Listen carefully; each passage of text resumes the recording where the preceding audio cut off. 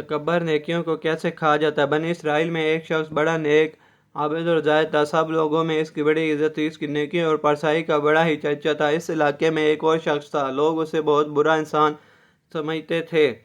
وہ لوگ اسے بہت برا انسان سمجھتے تھے۔ وہ تھا ایک ایسا بد عمل و بد کردار، کوئی بھی اسے اچھا نہیں سمجھتا تھا۔ ایک روز اس گناہگار شخص نے دیکھا کہ ایک نیکوکار ایک میدان میں بیٹھا ہوا ہے، ہر طرف تیز دھوپ پھیلی ہوئی ہے، مگر اللہ کے اس نیک بندے پر ایک بادل کے ٹکڑے نے سایہ کر رکھا ہے۔ گناہگار نے یہ منظر دیکھا تو اپنے دل میں بڑا شرمسار ہوا اور یہ خیال پیدا ہوا کہ اس چلچلاتی دھوپ میں جہاں دور دور تک سایہ نہیں ہے، بادل کے ایک ٹکڑے نے صرف اس لیے اس پر سایہ کر رکھا ہے کہ یہ اللہ کے نیک بندہ ہے، کیوں نہ میں بھی اس کے ساتھ بیٹھ جاؤں۔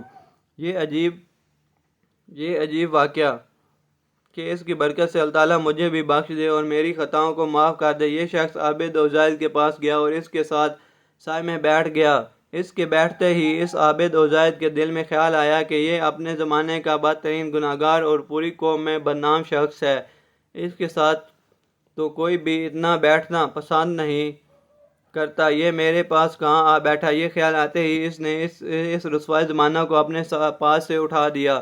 وہ گناہگار شخص اٹھ پر چل دیا، لیکن بادل کا وہ ٹکڑا بھی اس کے ساتھ روانہ ہو گیا اور اس کے سر پر سایہ فگن ہو گیا۔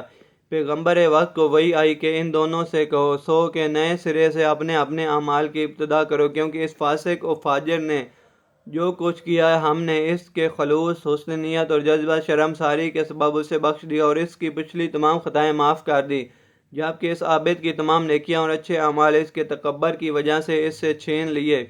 پیارے ساتھیوں، کیا آپ پتہ کہ حسن و نیت سے کیا گیا ہمارا ایک عمل بارگاہ رب العزت میں قبول ہو اور اتنا پسندیدہ عمل ہو کہ اس کی بدولت اللہ ہمارے گناہوں کو بخش دے، تو چھوٹے سے چھوٹا عمل ہی کیوں نہ ہو اسے صدقے دل اور حسن نیت سے کیا جائے اور تکبر جیسے گناہ عظیم سے بچا جائے، کیونکہ شیطان نے بھی صرف تکبر کیا تھا اور ازل سے ابد تک مردود قرار دے دیا گیا۔ اللہ تعالیٰ ہم سب کو تکبر سے بچنے اور نیک عمل کرنے کی توفیق عطا فرمائے، آمین یا رب العالمین۔